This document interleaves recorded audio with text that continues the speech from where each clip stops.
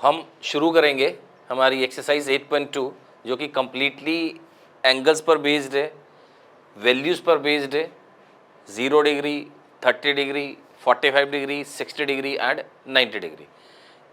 जैसे कि हम पहले भी डिस्कस कर चुके हैं कि हमारा जो जितना भी पार्ट है, जितना भी ट्रिग्नोमेट्री है क्लास 10 का, वो सिर्फ 0 और 90 के बीच में लाई करता। अगर हमें इसके बियॉन्ड जाना है तो उसका मतलब हमें नेक्स्ट क्लास में जाना है, ठीक है।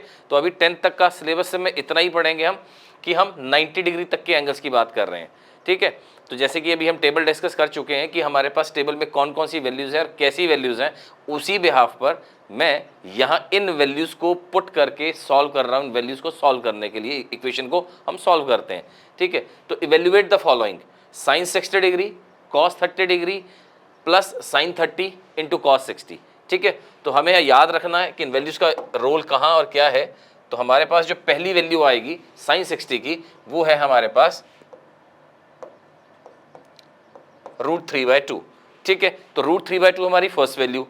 कॉस 30 इज, बच्चे ये टेबल में आपको सारा कुछ समझना है। एक बार टेबल अपने सामने रखिए और इस टेबल को देख के और चेक करो कि वैल्यू जो मैं यहाँ रिप्लेस कर रहा हूँ, मैं जो यहाँ पुट कर रहा हूँ, आपको समझ में आ रहा है, ठीक है। तो उसके बाद sine 30 is 1/2, cos 60 is again 1/2, ये हो गई वैल्यूज। एंड देन √3 इंटू √3 जब हम मल्टीप्लाई करेंगे तो ये हो जाएगा 3 and this will be 4, okay.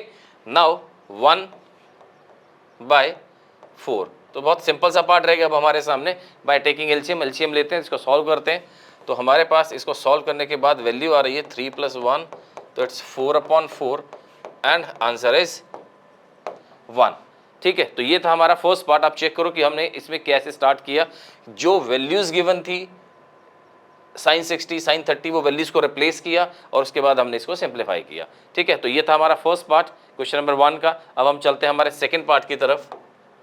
Same वही वैल्यूज का रूल है हमारे पास इस एक्सरसाइज में, तो इसलिए हम इन्हीं वैल्यूज को हमें बार बार यूज करना, तो हमें साथ के साथ याद भी करना। तो अभी फिलहाल आप अपने सामने टेबल ओपन करो, आपकी एनसीईआरटी बुक में गिवन है। एक बार 2 बार लिखो, प्रैक्टिस करो और उसके बाद इसको समझने की कोशिश करते हैं। तो 2 tan स्क्वायर 45, ध्यान देना बच्चे, tan स्क्वायर 45 की बात हो रही है। तो यहाँ मैं 2 लिख रहा हूँ। tan 45 की जो भी वैल्यू है मुझे उसका स्क्वायर करना। मैंने वैल्यू पुट नहीं किया पहले, पर स्क्वायर पहले लगा दिया ताकि मैं भूल ना जाऊं। प्लस फिर cos 30 की वैल्यू पुट करेंगे और उसके साथ भी स्क्वायर लिखेंगे हम। आप चेक करो, स्क्वायर के साथ साथ चल रहा हूं मैं। माइनस फिर साइन 60 की वैल्यू लिखेंगे और इसके साथ इसका स्क्वायर करेंगे, ठीक। तो tan 45 की वैल्यू 1 रहती है, तो बच्चे 1 स्क्वायर हो गया। cos 30 की वैल्यू जो रहती है वो हमारी होती है साइन 60 के इक्वल। आप चेक करना कि मैंने क्या बोला, ठीक है। साइन 60 के इक्वल होता है cos 30, तो ये हो गया बेटा √3/2 होल स्क्वायर, ठीक। साइन 60 की वैल्यू ये वाला पार्ट, ठीक है। अब बहुत इजीली चेक कर सकते हो कि हमें इसमें क्या करना है। तो यहाँ ये दोनों वैल्यूज आपको सेम नजर आ रही है, तो यहाँ आपके पास सॉल्व होने के बाद 2 और ये पार्ट बिल्कुल सेम है, तो इसे और इसे तो मैं वैसे भी कैंसिल कर पाऊंगा। सॉल्व करने से पहले कैंसिल करो या सॉल्व करने के बाद, ठीक है। तो हमारा ये सेकेंड पार्ट का आंसर दिस इज 2, ठीक है। तो हम चलते हैं हमारे नेक्स्ट पार्ट की तरफ। तो हमारा नेक्स्ट पार्ट क्या है उसे फिर ध्यान से देखो। क्वेश्चन नंबर 1 का third part, cos 45 degree divided by secant 30 plus cosecant 30, ठीक है। तो वैल्यूज को याद रखना। अगर वैल्यूज याद है उसके बाद कैलकुलेशन अलजेब्रा पार्ट बहुत इजी है, ध्यान से करते चले जाना है। cos 45 ये बचे 1/√2, ठीक है। ये होगा 1/√2। सीकेंट 30 याद दिला देता हूं कि सीकेंट जो रेसिप्रोकल है वो किसका है, कॉस का, बिल्कुल ठीक।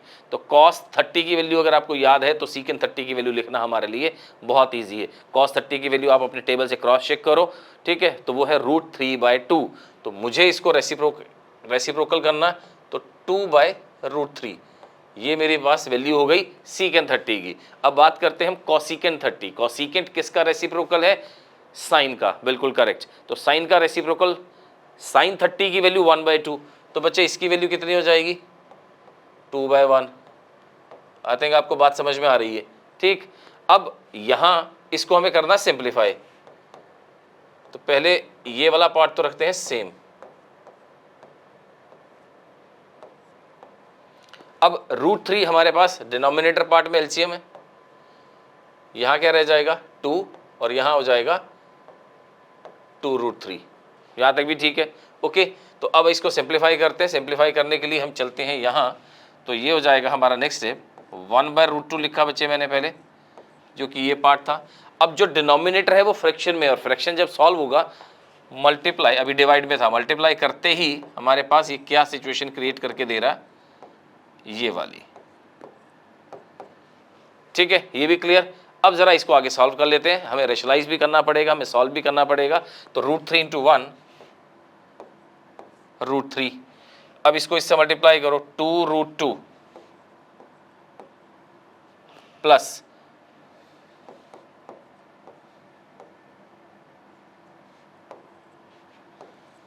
ये हुआ पार्ट, ठीक है। अब जरा इसको सिंप्लीफाई करते हैं। नेक्स्ट सिंप्लीफिकेशन इसका क्या है कि हमें इसको रेशनलाइज करना है। तो रेशनलाइज करना है तो 2√2 माइनस 2√6, 2√2 माइनस 2√6, ठीक है, क्लियर। अब जरा इसको मल्टीप्लाई करके सॉल्व कर दे तो ये कितना हुआ, √2 × √3 √6, तो दिस इज 2√6। नेक्स्ट वाला पार्ट मल्टीप्लाई होकर क्या आ रहा है, √18। बात समझ आ गई आपको। √3 × √6 मैंने √18 लिखा। अब a + b और a - b, मैंने क्या बोला, ध्यान से सुनना बच्चे। मैंने बोला a + b a - b, a + b a - b, तो वो रिजल्ट क्या है, a² - b²। उसी रिजल्ट को हम यहाँ अप्लाई करते हैं। तो ये हमारे पास a है और ये b है, इसका स्क्वायर, 2 का स्क्वायर इज 4, √2 इज 2, तो 4 × 2 = 8, 4 × 2 8, and then 2 square is 2, 4, and the √6 is the square of √6 is 6, तो 6 × 4 24। यहाँ तक बात समझ में आ गई।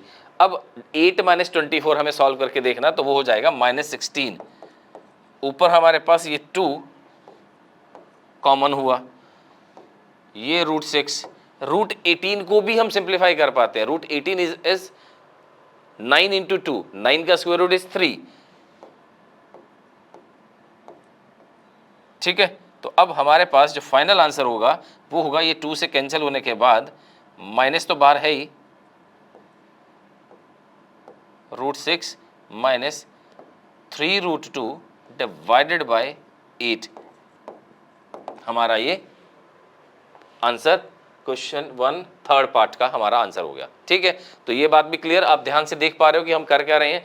हमें सिर्फ टेबल को समझना है, याद करना उनकी वैल्यूज को, और उठा के यहाँ पर उन वैल्यूज को पुट करते चले जाना है। बहुत ही सिंपल है।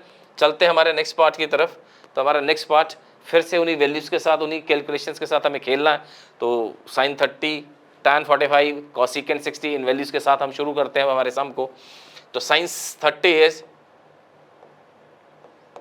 1/2, ठीक है। तो वैल्यूज को जैसे मैं लिख रहा हूँ बिल्कुल सिंपल, आपको इसी तरह वैल्यूज को याद करके आपको अप्लाई करते चले जाना है, ठीक है। तो ये हमारा न्यूमरेटर पार्ट स्टार्ट हुआ। अभी tan 45 1 होता है बच्चे, cosecant 60, जैसे मैं बार बार रिपीट करता हूँ कि जब आप नेक्स्ट 3 वैल्यूज के बाद, फर्स्ट 3 की वैल्यूज के बाद जब आप नेक्स्ट 3 वैल्यूज पर आते हो, तो आपकी जो नेक्स्ट 3 वैल्यूज हैं वो पहली 3 फर्स्ट 3 वैल्यूज का रेसिप्रोकल है। तो हमें वो पेयर समझ के चलना है कि कौन सी वैल्यू किसका रेसिप्रोकल है। तो cosecant 60 is the reciprocal of sine. तो sin 60 की वैल्यू आप याद करो क्या थी। आपको सारी वैल्यूज याद नहीं करनी है, आपको क्या करना है, पहली 3 वैल्यूज वो समझनी है, वो आपके टिप्स पर हो, बाकी आपको रेसिप्रोकल करते चले जाना है। तो sin 60 की वैल्यू होती है √3/2। तो यहाँ मैं क्या लिख रहा हूँ आप जरा वो भी देखना, 2/√3। आ गई आपको बात समझ में, रेसिप्रोकल था तो मैंने कर दिया, ठीक है। secant 30, यस याद करो कि secant किसका रेसिप्रोकल है, कॉस का, बिल्कुल ठीक है। तो कॉस का रेसिप्रोकल होने के बाद आपको जब ये पता लगा कि cos 30 की वैल्यू क्या होती है, √3/2, तो ये भी हो जाएगा बच्चे 2/√3। ये भी बात समझ में आ गई आपको। cos 60 की वैल्यू आपके पास रहती है 1/2 + 1 cot 45 is the reciprocal of tan 45, तो उसकी वैल्यू हो गई 1। अब आप दोनों ऊपर न्यूमरेटर एंड डिनोमिनेटर ध्यान से देखो, आपको कहीं ना कहीं कुछ एलसीएम पार्ट में हेल्प हो जाएगी। हाँ जी, तो अब एलसीएम जरा चेक करना कि उसमें हमारे पास क्या आ रहा है। दोनों केसेस में जो एलसीएम है वो आएगा 2√3। तो मैं पहले तो एलसीएम ही सॉल्व कर रहा हूँ इसका, ये 2√3 इसके साथ सॉल्व करते हैं और इसका एलसीएम यहाँ लिखा मैंने 2√3 और फिर हम अपने सम को कंटिन्यू करते हैं। ठीक है, तो 2√3 के साथ जब हमने सॉल्व किया 2 तो यहाँ हो जाएगा बेटा हमारे पास √3 प्लस 2√3 इंटू 1 करेंगे तो ये हो जाएगा 2√3 माइनस 4। चेक करते रहना, ठीक है, बहुत ध्यान से कैलकुलेशंस को, माइन्यूटली आपने कैलकुलेशंस को समझते चले जाना। उसके बाद आप नेक्स्ट पार्ट क्या करने जा रहे हैं, आपके पास फिर एलसीएम है 2√3, √3 और √3 कैंसिल हो जाने के बाद 2 इंटू 2 ये हो जाएगा 4 प्लस √3 प्लस यहाँ पर भी आ जाएगा 2√3। यहाँ तक शायद आपको बात समझ में आ गई है। ठीक है, तो अब चलते हैं हमारे नेक्स्ट स्टेप में कि हमारा नेक्स्ट स्टेप क्या है। देखो अब आपको क्या करना है, √3 और 2√3 इनको ऐड कर देना, तो ये हो जाएगा 3√3 माइनस 4। हाँ एक बात और, यहाँ डिनोमिनेटर और यहाँ डिनोमिनेटर सेम है तो ये तो कैंसिल आउट हो गया, इसकी टेंशन खत्म। ठीक है, तो नेक्स्ट हमारे पास क्या बचा, √3 प्लस 2√3 ये भी हुआ 3√3 प्लस 4, तो ये लीजिए प्लस 4। यहाँ तक तो हो गया हमारा सम, इस स्टेप तक तो हम आ गए। अब इरेशनल पार्ट है हमारे पास डिनोमिनेटर, तो हमें रेशनलाइज तो फिर करना पड़ेगा, तो हम अपना रेशनलाइजेशन शुरू कर लेते हैं। 3√3 माइनस 4, 3√3 माइनस 4। ठीक है, यहाँ तक बात समझ में आ गई। अब जरा इसको मल्टीप्लाई करते हैं, आप ये देखने की कोशिश करो, समझने की कोशिश करो कि कहाँ क्या रिजल्ट, कौन सी आइडेंटिटी यूज होने जा रही है। ऊपर तो हमारे पास है √3 माइनस 4 और सेम यहाँ पर भी है, मतलब a माइनस बी और a माइनस बी, तो a minus b whole square. तो मैं रिजल्ट अप्लाई कर रहा हूं, यहां लिख देते हैं, चलो पहले a minus b whole square, कुछ ऐसा। डिनोमिनेटर पार्ट आप चेक करोगे तो क्या हो जाएगा, a प्लस बी और a minus b, a square minus b square. तो अब अगला स्टेप क्या होगा, a minus b whole square को जब आप सॉल्व करेंगे तो ये जो आपके पास वैल्यू है 3√3, इसका स्क्वायर करोगे तो ये हो जाएगा 3 का स्क्वायर 9 और √3 का स्क्वायर है 3, तो 9 इंटू 3 27, तो ये हो गया a square plus b square 4 का स्क्वायर माइनस 2ab। तो पहले तो इसको मल्टीप्लाई करो, ये a है और ये b है, और फिर इसको 2 से भी करेंगे, तो 4 3 ज़ा 12, फिर वो 2 से मल्टीप्लाई, 12 इंटू 2 24, तो ये हो गया बच्चे 24√3। बात समझ में आ गई आपको ये भी। अब यहाँ क्या सॉल्व करना है, 3√3 का स्क्वायर, तो ये हो जाएगा 9 9 3 ज़ा 27 एंड 4 का स्क्वायर है 16। आई थिंक आपका सम आपके सामने है, ठीक है, आंसर आने वाला है। तो इसको सॉल्व करेंगे तो ये कितना हो गया, 43 माइनस 24√3 डिवाइडेड बाय 27 माइनस 16, अगर आप करेंगे तो ये हो जाएगा 11, और इसके आते ही आपका आंसर भी सॉल्व हो गया। ठीक, तो ये है हमारा क्वेश्चन 1 का 4th पार्ट। सेम वही कॉन्सेप्ट कि आपने वैल्यूज को पुट करते चले जाना है और बहुत ही ध्यान से अपनी कैलकुलेशंस को कंप्लीट करना है। ठीक है, तो नेक्स्ट क्वेश्चन की तरफ बढ़े। ओके, तो 5 cos स्क्वायर 60, तो 5 cos 60 की जो भी वैल्यू है उसके साथ स्क्वायर, सिमिलरली बाकी वैल्यूज के साथ भी स्क्वायर मैंने वैसे ही रिप्लेस किया।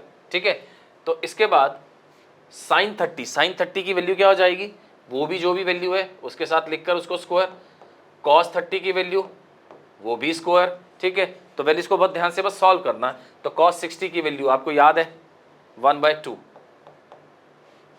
secant 30 की वैल्यू है बच्चे 2/√3, और ये हो गया 1। सो सिंपल, sin 30 की value 1/2 and this is √3/2। Denominator part बहुत इजीली सॉल्व होने वाला आपसे, ये लीजिए पहले तो उसी को सॉल्व कर लेते हैं बच्चे। ये है 1/4, ठीक है, 1/2 का स्क्वायर इज 1/4 प्लस √3 का स्क्वायर इज 3 एंड 3/4। ठीक है, ये बात भी समझ में आ गई। नाउ अब चलते हैं हमारे न्यूमरेटर पार्ट की तरफ। ये सॉल्व हो जाएगा तो ये बनेगा 5/4 प्लस 2 का स्क्वायर इज 4, 4 4 ज़ा 16 अपॉन 3, और ये हुआ -1। ये आपका न्यूमरेटर पार्ट भी आ गया यहाँ तक। तो अब हम चलते हैं इससे नेक्स्ट स्टेप पर। हमारा जो नेक्स्ट स्टेप है उसमें हमें क्या करना है, एलसीएम लेकर सिंप्लीफाई कर देना। तो पहले तो एलसीएम ले लीजिए, 4 और 3 LCM इज 12, ठीक है। Now 12 divided by 4, this is 3, 3 5 is 15, plus 12 divided by 3, 4, 16 into 4 is 64, and minus यहाँ आ गया 12। डिनोमिनेटर में आप चेक कर लो बच्चे, आपके पास 1 आ रहा है, 4/4 इज 1, ठीक है, समझ गए बात भी। तो डिनोमिनेटर तो अब लिखने की हमें ज़रूरत नहीं है, वो तो 1 हो गया। अब इसको सॉल्व करोगे 64, एक काम करते हैं, 15 माइनस 12 इज 3, ठीक है, 64 प्लस 3 इज 67, अपॉन क्या है,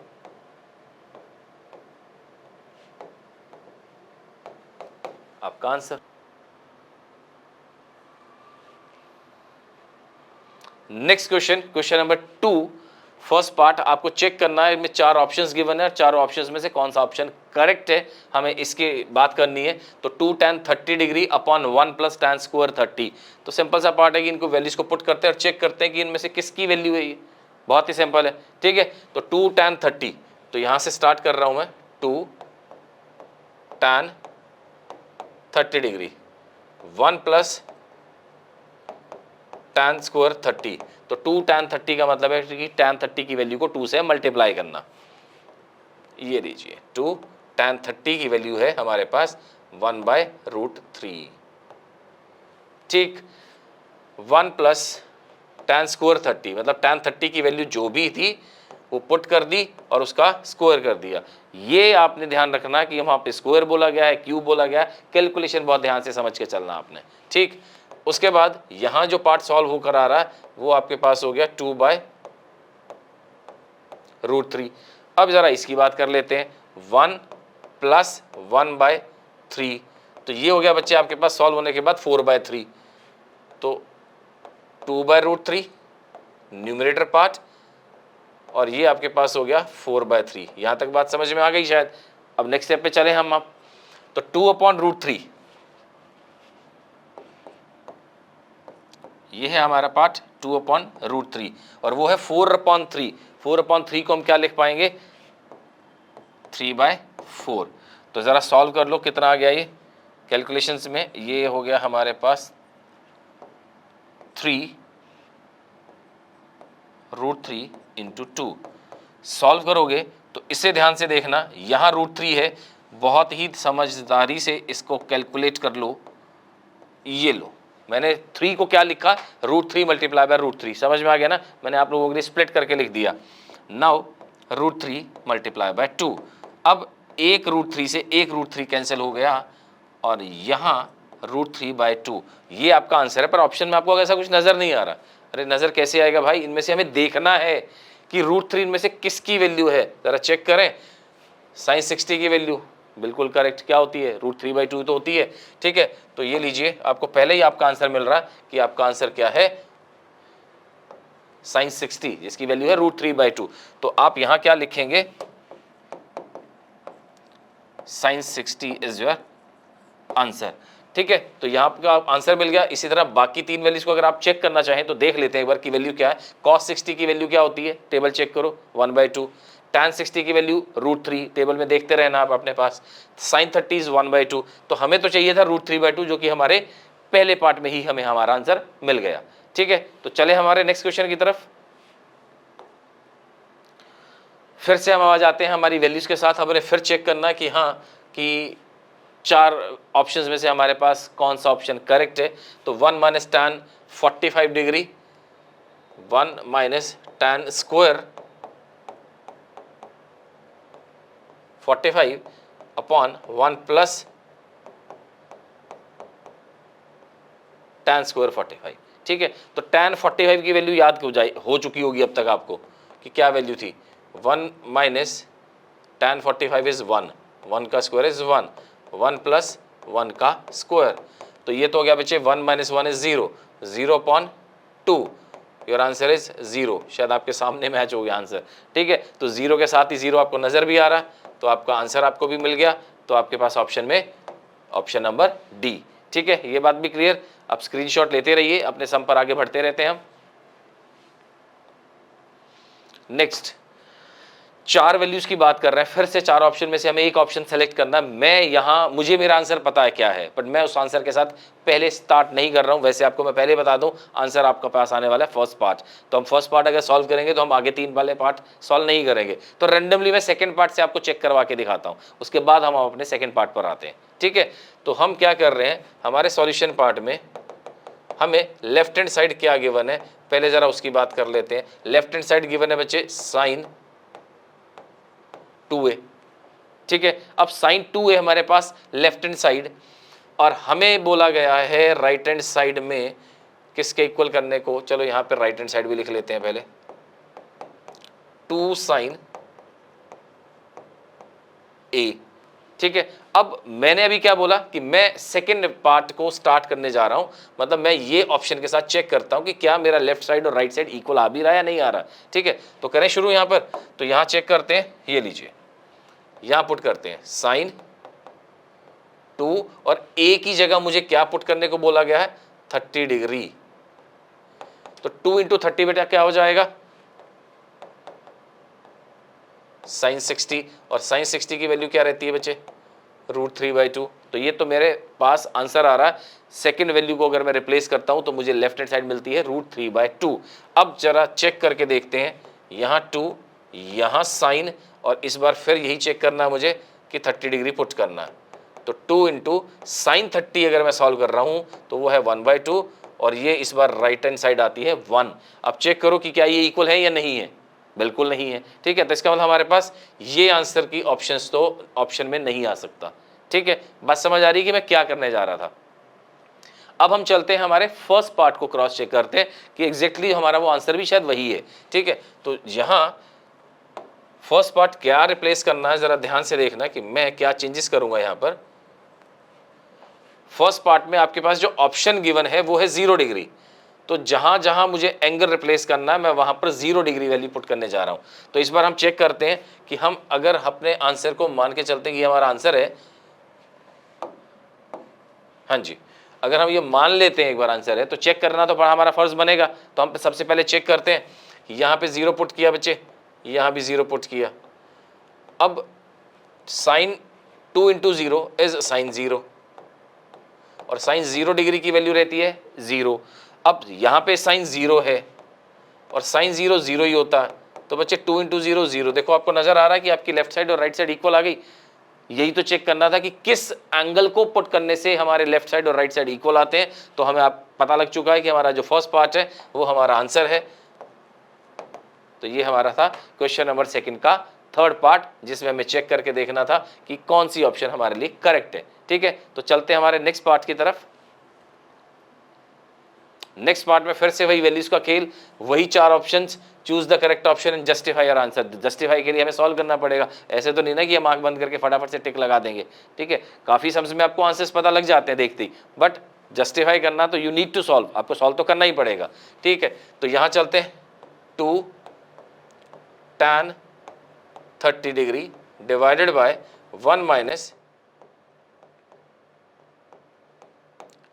tan 30। ठीक है, tan स्क्वायर 30। तो ये स्क्वायर क्यूब आपको मैंने बार बार बोला कि इन वैल्यूज का याद रखना है, इन वैल्यूज को समझना है कि कहीं पुट करते हुए गलती ना हो जाए। तो tan 30 होता है बच्चे 1/√3। बात समझ में आ गई। ठीक है, अब उसके बाद 1 माइनस tan 30 की जो भी वैल्यू है वो पुट करने के बाद मुझे इसका स्क्वायर करना नहीं भूलना। अगर ये गलती कर दी तो सम गया हमारे हाथ से। ठीक, तो अब उसके बाद चलते हैं हम इस पार्ट को सिंप्लीफाई करते हैं। तो ये हो गया बेटा 2/√3। यहां सॉल्व करते हैं तो ये कितना हो जाएगा, 1/√3 का स्क्वायर इज 1/3। कैलकुलेशंस को बहुत ही माइन्यूटली, बहुत ही ध्यान से समझते रहो कि क्या हम करते जा रहे हैं। इसमें एक एक स्टेप को आपने बहुत ध्यान से समझना। तो 1 माइनस 1/3 कितना हो रहा, तो ये हो जाएगा 2/3। ठीक है, यहां तक बात समझ में आ गई। अब इसके बाद इस पार्ट को सिंप्लीफाई करने के लिए मैं चलता हूं नेक्स्ट स्टेप पर, 2/√3 इंटू 3/2। अब चेक करो मैंने क्या किया। ठीक है, जो डिनोमिनेटर था वो फ्रैक्शन में था तो मल्टीप्लाई किया तो रेसिप्रोकल हो गया उसका। अब 2 and 2 तो कैंसिल हो गया बच्चे, तो 3/√3। फिर से याद करो मैंने 3 को अभी पिछले पार्ट में क्या लिख के दिखाया था आपको, √3 इंटू √3 अपॉन √3। तो सॉल्व हो जाने के बाद सिर्फ एक √3 बचेगा क्योंकि एक तो कैंसिल हो जाएगा, ठीक है। तो √3, अब इन चारों में से किसकी वैल्यू √3 है, अब आपको ये देखना है, ठीक है। तो इनमें से किसकी वैल्यू √3 है, तो वो देख लेते हैं। cos 60 आप बताना कमेंट सेक्शन में लिखना यस और नो, होता है या नहीं होता, बिल्कुल नहीं होता। sin 60 आप चेक कर लेना होगा या नहीं, sin 60 √3 होता बेटा, ठीक है। तो हमारे पास हमारा जो आंसर आ रहा है वो क्या आ रहा है, sin 60 डिग्री, ठीक है, सॉरी tan 60 डिग्री। हमने बोला कुछ है और लिखा कुछ है, ओके। तो हमारे पास वैल्यू हो जाएगी बेटा tan 60 डिग्री। ये हो गया हमारा सेकेंड क्वेश्चन का फोर्थ पार्ट। ऑप्शंस आपको समझ में आती जा रही है कि हाउ टू सॉल्व, कैसे चलना। हम बढ़ते हैं आगे। Yes, third question, if tan a plus b is equal to √3, tan of a plus b is √3 and tan of a minus b is 1 upon √3। Values जो गिवन है वहां बहुत ध्यान से समझना है। tan of a plus b, yes, tan of a plus b √3। अब मुझे ये समझना है कि tan के किस एंगल पर मुझे √3 मिलता है। मुझे क्या समझना है, tan के किस एंगल पर मुझे √3 मिलता है। तो वो हो जाएगा tan 60, ठीक है। tan और tan अगर मैं कंपेयर कर रहा हूं, मैं दोनों वैल्यूज को अगर मैं कंपेयर कर रहा हूं, तो मुझे जो वैल्यू मिलकर आ रही है, मिल रही है, वो मिल गई मुझे a प्लस बी 60 डिग्री के इक्वल। ये तो था हमारा फर्स्ट पार्ट। अब हम चलते हैं हमारे अगले वाले पार्ट की तरफ। tan of a minus B,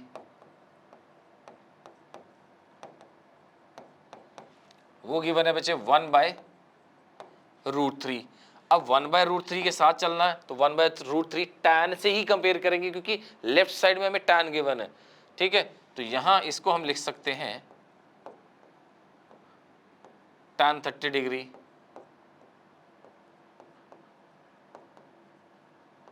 ये हो गया हमारे पास पार्ट, ठीक है। तो tan से tan फिर कंपेयर हो जाने के बाद हम क्या लिख पाएंगे कि a माइनस बी 30 डिग्री। तो a प्लस बी और a माइनस बी आपके पास दो इक्वेशंस हैं। सॉल्व क्या करने को बोला गया है, कंडीशंस को ध्यान से देखना बेटा। यहां ये वाला पार्ट,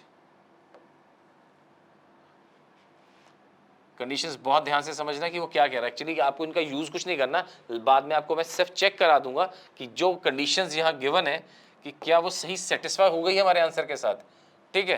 तो हम जरा उसी को समझते हैं। तो अब हम इसको कैलकुलेट करते हैं कि हमारे पास जो वैल्यूज है वो कैसे सॉल्व हो रही है। a प्लस बी और a माइनस बी, अगर मैं दोनों इक्वेशंस को ऐड कर दूं, दोनों इक्वेशंस को अगर हम ऐड कर दें तो यहाँ लिख लेते हैं on adding equation number 1 and 2, हमारे पास दोनों इक्वेशंस ऐड होने के बाद प्लस बी और माइनस बी तो बेटा कैंसिल हो गया। तो a प्लस ए कितना हुआ 2a, 60 प्लस 30 90। अगर 2a 90 के इक्वल है तो बहुत इजीली आपको पता लग रहा है कि 45 वैल्यू आ गई इसकी। ये तो आ गई a की वैल्यू, ठीक है। अब a की वैल्यू आ जाने के बाद हमें क्या गिवन था, जो रिजल्ट जो नेक्स्ट पार्ट में सॉल्व करूंगा मुझे b की वैल्यू भी तो चाहिए, ठीक है। तो a प्लस बी 60 डिग्री है, जिसमें से b 45 डिग्री है। तो ये 45 plus b is equal to 60 degree, बिल्कुल करेक्ट। तो b जो हमारे पास रहेगा वो आ जाएगा 15 डिग्री। अब हमारे पास ये आंसर्स तो आ गए बच्चे, ठीक है। अब समझना ये है कि जो ये लिखा गया है इसका मीनिंग क्या है, हमें क्या समझना है, हमें क्या बोला गया है। हमें ये बोला गया कि a is greater than b, कि जो a की वैल्यू है वो b से बड़ी है। a की वैल्यू 45, b की वैल्यू 15। अब चेक करो कि ये वैल्यू बड़ी है या नहीं है, बिल्कुल करेक्ट, सेटिस्फाई होगी ये बात। फिर हमें ये बोला गया कि a प्लस बी जो है 0 से बड़ा है, a और b का सम 45 और 15 का सम हो गया 60, और 60 आपके पास आ गया 0 से बड़ी वैल्यू, बिल्कुल करेक्ट। लेस देन और इक्वल टू 90, दोनों का सम या तो 90 से छोटा या उसके इक्वल। देखो आप दोनों का सम 60 आ रहा है, इट मींस 90 से छोटा है, तो हम कह सकते हैं कि हमारा आंसर हमें मिल चुका। डन। तो ये था हमारा question number 3। Pause the video to take the screenshot.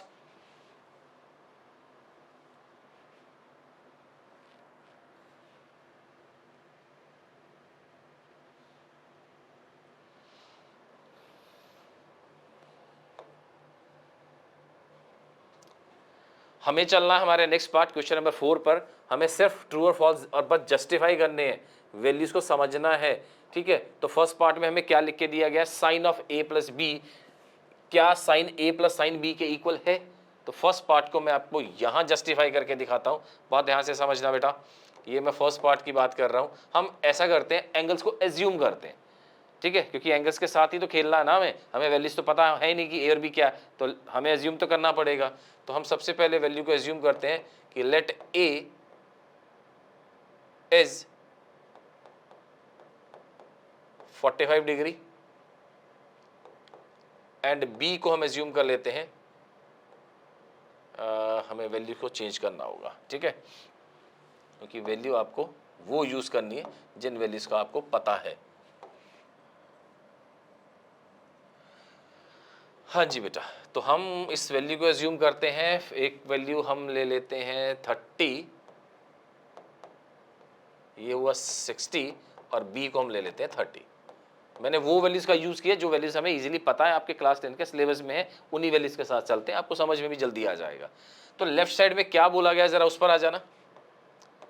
Sign of a plus b, ध्यान से देखना, ए प्लस बी बोला बच्चे, ए प्लस बी। अब ए और बी का एडिशन करो, 60 और 30 कितना होता है, ठीक है। ये हुआ आपके पास साइन 90। तो साइन 90 आपके पास जो वैल्यू रहती है, आप टेबल में चेक करो कि वो है 1 के इक्वल। अब हमें चेक करना है कि क्या ये तो था हमारा लेफ्ट हैंड साइड जो हम चेक कर रहे हैं। अब हम चेक करते हैं हमारी right hand side. Right hand side में क्या है, साइन ए पहले लिखा है, मतलब sine 60 degree plus sine 30 degree. यहां तक बात समझ में आ गई। अब साइन 60 की वैल्यू क्या थी, बिल्कुल ठीक, √3/2।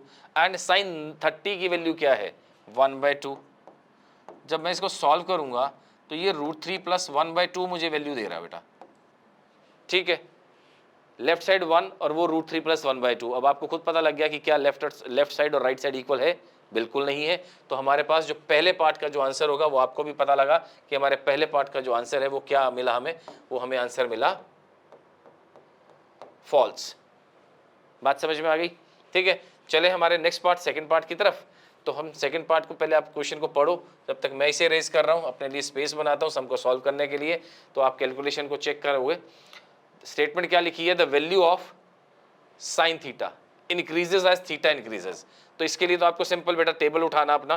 तो टेबल को चेक करो कि क्या ऐसा कुछ है जो हमें बोला गया कि साइन की वैल्यू कब बढ़ जाती है। हाँ जी, तो अब बात करते हैं। हमें ये बोला गया sine theta increases as theta increases, मतलब कि जैसे जैसे थीटा बढ़ता है वैसे वैसे साइन की वैल्यू भी बढ़ती चली जाती है। तो चेक करके देख लेते हैं कि ऐसा हो भी रहा है या नहीं हो रहा। तो साइन, ये है हमारा सेकेंड पार्ट बेटा। हम बात करें साइन 0 डिग्री, साइन 30 डिग्री। मैं देखो एंगल बढ़ाता जा रहा हूं ना, इसने यही तो बोला थीटा इंक्रीजेस, मैं थीटा बढ़ा रहा हूं। तो चेक कर लेंगे वैल्यू बढ़ रही है नहीं बढ़ रही है। 45, 60, 90। तो सारी वैल्यूज को आपने समझना है और चेक करना है। कैलकुलेटर उठा के एक बार देख भी लेना कि एग्जैक्ट वैल्यूज क्या क्या आपको मिल रही हैं, आइडिया मिल रहा है। सबसे छोटी वैल्यू आपको यहाँ 0 मिलती है और यहाँ सबसे बड़ी वैल्यू आपको 1 मिलती है। आइडिया तो यहीं से हो गया बेटा कि थीटा बढ़ रहा है तो वैल्यू तो बढ़ ही रही है। अब बाकी सारी वैल्यू 0 और 1 के बीच में है। साइन 30 की वैल्यू क्या रहती है, 1/2, 0 से बड़ी है 1 से छोटी है, ठीक है। साइन 45 1/√2, अगेन 0 से बड़ा 1 से छोटा, और इंक्रीज हो रहा है, मतलब 0 से बड़ी ये वैल्यू है, 1/2 से बड़ी ये वैल्यू, और उसके बाद इससे बड़ी एक वैल्यू और मिली आपको जो कि 1/√2 से बड़ी है, √3/2, और इससे बड़ी वैल्यू आपके पास 1। तो कहने का मतलब है कि अगर आप थीटा को बढ़ाते हो तो साइन थीटा की वैल्यू भी बढ़ रही है। तो यस, बिल्कुल ठीक है। तो इस बार आपका आंसर में आपको क्या मिल रहा है यहाँ पर कि ये वाला जो आंसर आपको मिला वो ट्रू मिला।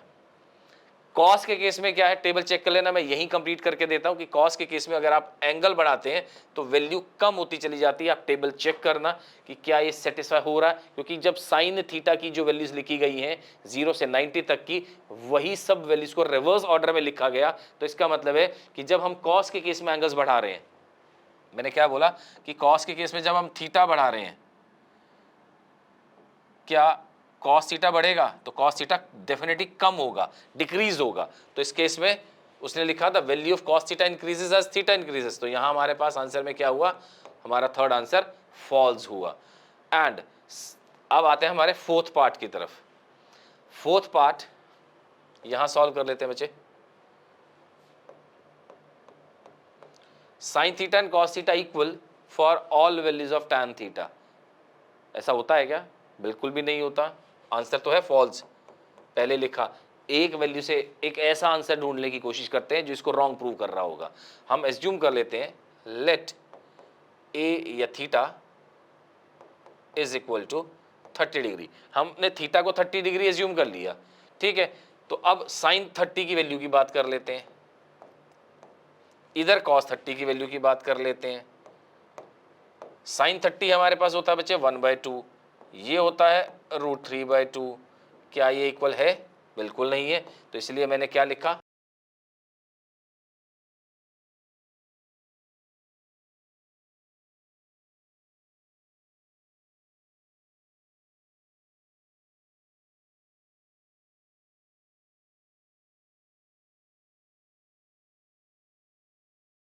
Answer is false. बात समझ में आ गई है। अब आते हैं cot a is not defined as for a is equal to 0 degree. tan 0, ये वाले आंसर पहले ही बता देता हूं बेटा, ये आंसर तो ट्रू है। आप टेबल में चेक कर लेना, आपको लिख के दिया गया, ठीक है। बाकी इसके हम डेरिवेशंस को और अच्छे से समझ लेंगे कि इसमें ऐसा क्यों हो रहा था। आपने सिंपल देखना कि tan 0 की वैल्यू आपके पास 0 है। आप टेबल चेक कर सकते हो, आपके पास एनसीईआरटी बुक या किसी भी बुक में आपको ये मेथड मिलेगा जो टेबल ड्रॉ किया हुआ, और मैंने आपको पहले भी एक्सप्लेन किया था कि इस टेबल को आपने कैसे समझना और कैसे ड्रॉ करना, ठीक है। तो कॉट ए की वैल्यू आपको यहाँ से पता लगता है कि रेसिप्रोकल जो आपके पास आ रहा है tan 0, क्योंकि कॉट ए और ए 0 की बात की जा रही है, तो tan 0 की वैल्यू 0 डिग्री होती है, ठीक है। उसका रेसिप्रोकल आप करेंगे तो वो वाला पार्ट आपको मिलेगा नॉट डिफाइंड, जो कि उसने भी जो बोला ट्रू, तो हमने भी उसने जो स्टेटमेंट बोली वो ट्रू थी, तो इसलिए मैंने इसके साथ मेंशन कर दिया कि आंसर इज ट्रू, ठीक है। तो ये थी हमारी एक्सरसाइज।